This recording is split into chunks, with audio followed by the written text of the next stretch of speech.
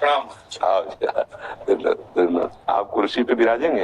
कुर्सी कुर्सी आप जी, अब मोहन भागवत जी हैं, राष्ट्रीय स्वयंसेवक के अभिसंघ प्रमुख है हमारे जी। इधर इधर लगा एक आसन भी इस पे बिछा दे। आप विराज जी।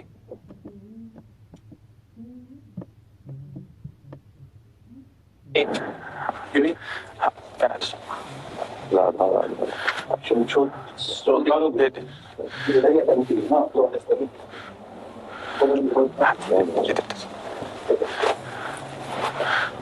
आप विराज। माला ऐसे रहने दीजिए, हम अपनी शिव जी को प्रणाम। विराज। और किसी को कुर्सी की आवश्यकता हो तो मंगा लें, अगर जमीन में बैठना है। मेरा ही क्यों कुर्सी का जरा है जी महाराज जी, बस दर्शन करने थे। आपकी बात वीडियो पर सुनी तो लगा इस बार देख लेना चाहिए। चाह मिटी चिंता गई मनवा बेपरवाह, ऐसे लोग कम देख सकते। देखो, अपने लोगों का जन्म जो भगवान ने दिया है ना, ये सिर्फ सेवा के लिए दिया है। व्यवहारिक सेवा और आध्यात्म की सेवा, ये दोनों सेवाएं अति अनिवार्य है। केवल व्यवहारिक सेवा ही होती रहे, हम अपने भारतवासियों को अगर हम परम सुखी करना चाहते हैं तो केवल वस्तु और व्यवस्था से नहीं कर सकते, उनका बौद्धिक स्तर सुधरना चाहिए।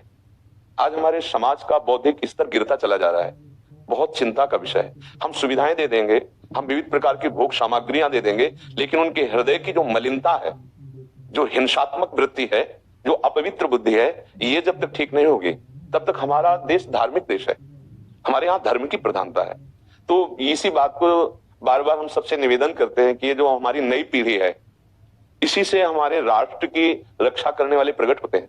जो विद्यार्थी जन है, उन्हीं में कोई एमएलए बनता है, उन्हीं में कोई सांसद बनता है, उन्हीं में कोई मुख्यमंत्री बनता है, उन्हीं में कोई राष्ट्रपति या प्रधानमंत्री बनता है, उन्हीं में अपने लोग भी सब थे। अब हमारी शिक्षा केवल आधुनिकता का स्वरूप लेती जाए और व्यभिचार प्रवृत्ति, व्यसन प्रवृत्ति, हिंसा प्रवृत्ति, ये नई पीढ़ी में देखकर बहुत असंतोष हृदय में होता है। इसीलिए कितनी भी शरीर में पीड़ा हो, हम प्रयास करते हैं जितने से जितने सामने हमारे भगवत स्वरूप जन आते हैं, पहले बुद्धि शुद्ध होनी चाहिए। मय्येव मन आदत्स्व मयि बुद्धिम निवेश है, तो निवशिष्यति मय्येव अत ऊर्ध्वम न संशया, तो मेरे में ही निवास करेगा, अर्थात भगवदानंद में। अविनाशी जीव कभी भोग विलास में तृप्त हो ही नहीं सकता। हम अगर अपने राष्ट्र की विशेष सेवा, तो हमारे धर्म का परिचय जैसे आप जन करते हैं, धर्म का हमारा क्या स्वरूप है, हमारे जीवन का लक्ष्य क्या है। हमें जितना राम जी प्रिय है, कृष्ण जी प्रिय है, उतने भारत देश हमारे लिए प्रिय है। जैसे राम भक्त कृष्ण भक्त, वैसे हमारे भारत देश का हर जन जन हमारा आदरणीय और पूजनीय। पर अब जो मानसिकताएं बन रही हैं, वो हमारे धर्म और हमारे देश के लिए लाभदायक नहीं होंगी। व्यसन का इतना बढ़ता स्वरूप, व्यभिचार का इतना बढ़ता स्वरूप, हिंसा का इतना बढ़ता स्वरूप, ये बहुत ही विपत्तिजनक है। अगर ये बढ़ता रहा तो हम विविध प्रकार की सुख सुविधाएं देने पर भी अपने देशवासियों को सुखी नहीं कर पाएंगे, क्योंकि सुख का स्वरूप विचार से होता है। सुख और दुख की स्थिति सत्य नहीं है, आगमा पाइनो अनित्यास, लेकिन हमारा विचार और विचार हमारा गंदा हो रहा है। बस हमारा उद्देश्य यही है कि हमारे देशवासियों का विचार शुद्ध होना चाहिए। अगर विचार शुद्ध है तो राष्ट्र प्रियता, जन सेवा, समाज सेवा, ये सब स्वाभाविक होने लगेगा। और विचार अशुद्ध है तो सुविधाएं बहुत हैं, उनका दुरुपयोग हो रहा है। तो बस आप सबसे बड़े बड़े जो उपदेष्टा जन हैं, जो बड़े बड़े धर्म की रक्षा के लिए भगवान ने जिनको भेजा है, उन सबसे यही प्रार्थना है कि सब व्यवस्था करते हुए हमारे देशवासियों की बुद्धि अध्यात्म को समझे। बिना अध्यात्म को समझे दुख सुख की समानता बिना के परम सुख का अनुभव हो ही नहीं सकता। इस मायाकृत भोग पदार्थों को भगवान ने दुख योनया कहा है। मानो एक बोर्ड लगा दिया, दुखालयम अशाश्वतम।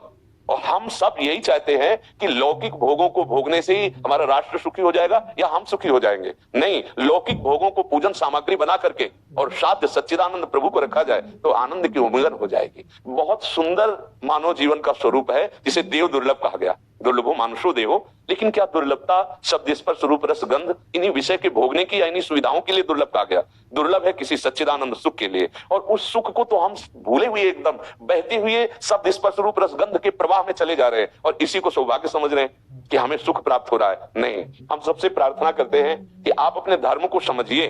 आप अपने स्वा को जहां जहां स्थापित करते चले जा रहे हैं, आप उसे गंदा करते चले जा रहे हैं।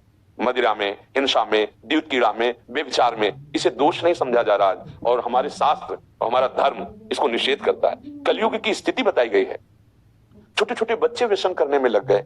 आज स्कूली विद्यार्थी जिनको ब्रह्मचर्य से पुष्ट होना चाहिए वो ब्रह्मचर्य नष्ट कर रहे हैं। ये बड़ा चिंता का विषय है।